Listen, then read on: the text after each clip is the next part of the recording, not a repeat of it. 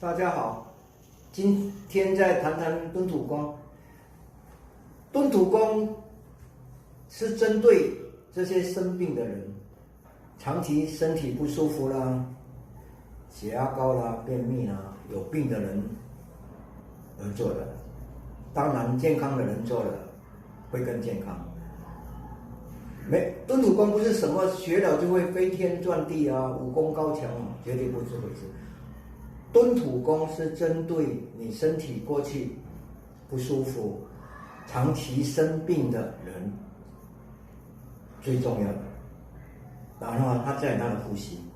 以前你蹲，现在你开始要身体开始健康的时候，你的氧气燃烧量也开始变大了，同时二氧化碳也增加了。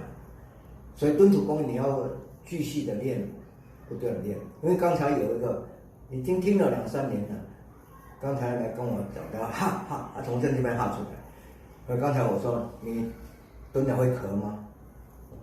会咳嗽才是正确的，所以要听清楚，不是从这样哈，刚才是哈，听得好像是对的，是错的，很细腻的，就是丹田这边，听我讲，丹田这里。很多人虽然点头做出来还是没办法到底。丹田再听多一次，那个声音是，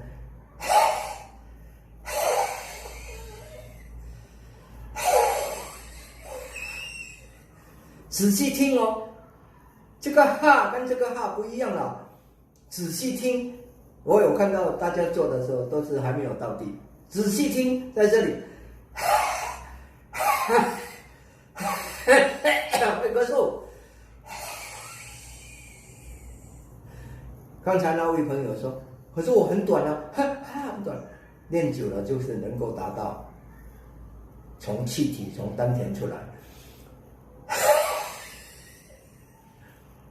如果做错了，从中间或者在3/4的地方退出来，那个废气还是往丹田挤，反而不利。所以蹲到。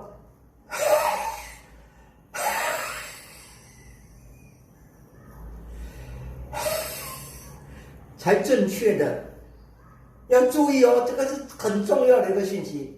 蹲土功绝对不是你蹲了就武功高强，绝对不是，会医百病。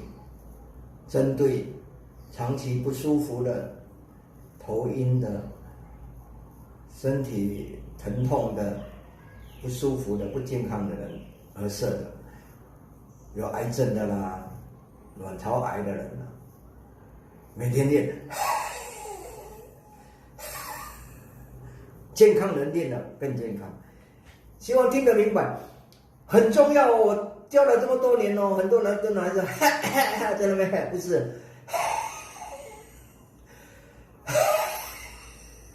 那等于是在做时候开始先练，不是西医就没有用的，西医不要管它，西医是不是你管的？再听一次。很重要哦，我看你们都做了，希望你们。